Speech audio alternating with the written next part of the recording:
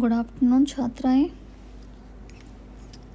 आज का हमारा पाठ द्वितीय वर्ष 4th सेमेस्टर का पाठ है निबंध लेखन के रूप में बढ़ती हुई जनसंख्या। जनसंख्या वृद्धि भारत में बहुत परेशानी की जो बात है, सभी विषयों के लिए ही बढ़ती हुई जनसंख्या ही कारण बैठा हुआ है। जनसंख्या बढ़ने से सभी प्रकार के जो विनाशकारी जो वातावरण फैल जाता है। भारत में जनसंख्या समान रूप से नहीं बढ़ रही है। नवीनतम राष्ट्रीय परिवार स्वास्थ्य सर्वेक्षण जो NFHS के अनुसार संपत्ति तथा धन के आधार पर कुल प्रजनन दर में विभिन्न देखने को मिलते हैं। यह सबसे निर्धन समूह है। 3.2 बच्चे प्रति महिला, मध्य समूह में 2.5 बच्चे प्रति महिला तथा उच्च समूह में 1.5 बच्चे प्रति महिला है। इससे पता चलता है कि समाज के आर्थिक रूप से कमज़ोर वर्गों में जनसंख्या वृद्धि अधिक देखने को जो मिलती है। जनसंख्या वृद्धि की वजह से गरीबी, भूख और कृषोपण जो कृषि से जो उत्पन्न हुए खाद्य वस्तु की कमी के साथ साथ सभी लोगों को अच्छी तरह जो पौष्टिक भोजन न मिलने के कारण कुपोषण की जो समस्या को प्रभावी ढंग से दूर करने के लिए जो बेहतर स्वास्थ्य एवं गुणवत्तापूर्ण शिक्षा प्रदान करने में बाधा आती है जो जनसंख्या बढ़ने से।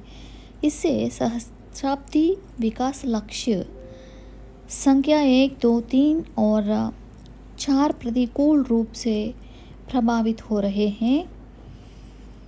भारत में युवाओं की एक बहुत बड़ी संख्या ऐसी है जो अकुशल बेरोजगार सेवाओं और सुविधाओं पर भार जैसा है तथा अर्थव्यवस्था में उनका योगदान न्यूनतम है। किसी भी देश के लिए उसकी युवा जनसंख्या की लाभांश होती है यदि वह कुशल रोजगार युक्त और अर्थव्यवस्था में योगदान देने वाली हो। मतलब देश में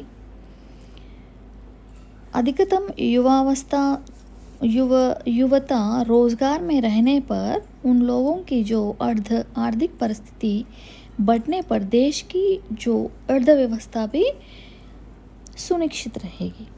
इसलिए जिस देश में युवावस्था की जो रोजगारी कम होता है उस देश में अर्थव्यवस्था जो घटता जाता है। इसलिए जनसंख्या कम रहने पर शिक्षार्थी अधिक होते हैं, औद्योगिकता जो बढ़ जाती है। इसलिए जनसंख्या को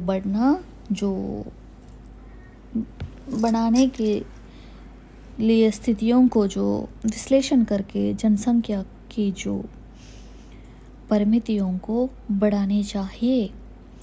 नागरिकों की मूलभूत ज़रूरतों को पूरा करने और बढ़ती आबादी को सामाजिक बुनियादी ढांचा प्रदान करके समायोजित करने के लिए भारत को अधिक खर्च करने की आवश्यकता है और इसके लिए भारत को सभी संभावित माध्यमों से अपने संसाधन बढ़ाने होंगे। बढ़ती जनसंख्या का लाभ उठाने के लिए भारत को मानव पूंजी का मजबूत आधार बनाना जो होगा ताकि वे लोग देश की अर्थव्यवस्था में अपना महत्वपूर्ण योगदान दे सके। लेकिन भारत की कम साक्षरता दर लगभग 74% इस मार्ग से सबसे बड़ी जो बाधा है।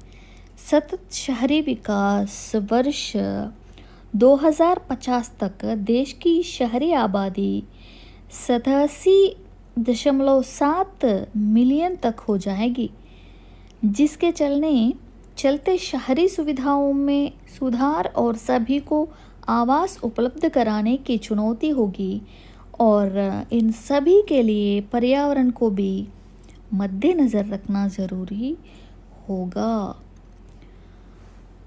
इस तरह का जो आबादी बढ़ना हमारे लिए बहुत विनाशकारी विनाशकारी का जो विषय रहा हमारे सामने, फिर क्या किया जाए? भविष्य में सभी के लिए खाद्यान्न सुनिश्चित करने हेतु यह महत्वपूर्ण है कि कृषि को लाभकारी बनाया जाए और खाद्यान्नों की कीमतों में बहुत अधिक परिवर्तन न हो, अर्थात कमोबेश वे स्थिर रहे। फिर न्यूनतम मासिक आय को सुरक्षा मतलब यूनिवर्सल बेसिक इनकम को सुरक्षा कवच के रूप में लागू करना भी बड़ी संख्या में बेरोजगार युवाओं को रोजगार के अवसर प्रदान करने में मदद करेगा। बढ़ती जीवन प्रत्याशा, फिर लाइफ एक्सपेक्टेंसी और किशोरों की बढ़ती आबादी सेवा के नए क्षेत्रों में रोजगार के अवसर तलाशने में मदद करेगी। फिर smart city, make in India और सतत विकास लक्ष्य जैसी अमृत योजनाएं निश्चित रूप से देश की सामाजिक आधारिक संरचना को बढ़ाने में सहायता करेंगी।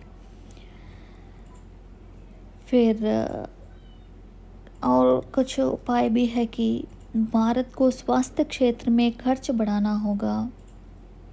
वर्तमान में यह जीडीपी का केवल 1.3% के जो है कुल स्वास्थ्य बजट में से परिवार कल्याण नियोजन पर मात्र 4% ही खर्च होता है और इसमें से भी केवल 1.5% जन्म में अंतर रखने के उपायों पर खर्च किया जाता है। बुजुर्ग होती आबादी के लिए निवेश को बढ़ाना होगा क्योंकि वर्ष 2050 तक 2050 तक भारत में बुजुर्गों की आबादी वर्तमान से लगभग 10 गुना अधिक तक बढ़ सकती है।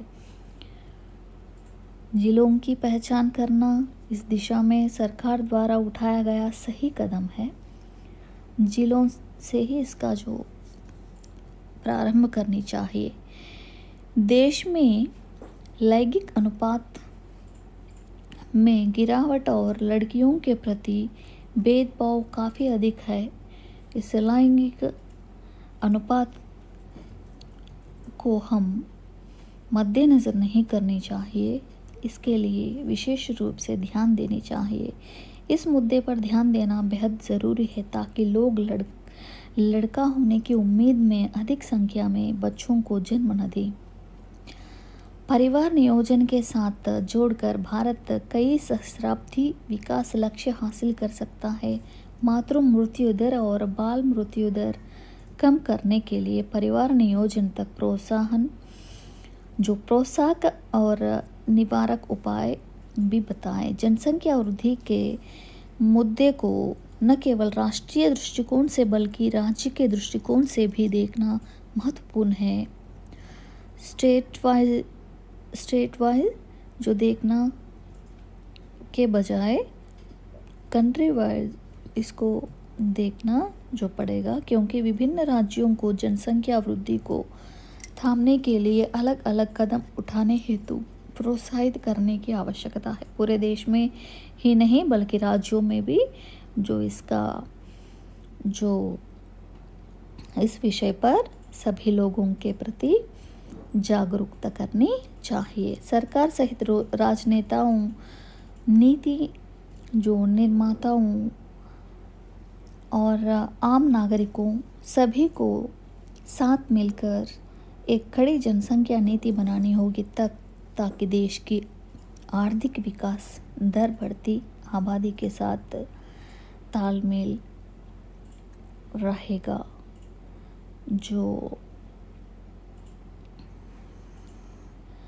इस तरह का परिवार नियोजन एक ही प्रमुख विषय है। ऐसे कुछ क्षेत्रों पर विशेष ध्यान केंद्रित करने की जो आवश्यकता है, तो सामाजिक, सांस्कृतिक और आर्थिक रूप से पिछड़े हुए हैं जो भारत, 140 ऐसे जिलों की पहचान करना इस दिशा में सरकार द्वारा उठाया गया सही कदम है।